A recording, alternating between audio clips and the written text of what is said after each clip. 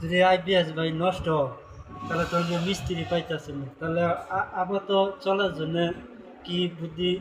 Corona বইটা আমি দেখাই দিতেছি যে বাই চান্স আইপিএস আইতে নষ্ট হয়ে গেল, মানে মিস্ত্রি এত এত কইতে হবে,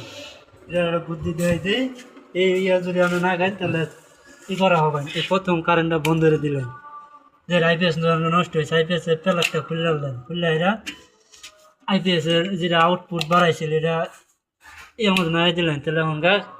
কারেন্ট পাই গেছে গা। এবার ভাই আরেকবার দেখাইতেছে ভাই, যে কারেন্ট অফ করে দিলাম, আইপিএস উঠলো যে এটা নাগা নিয়ে আসছে, নাগা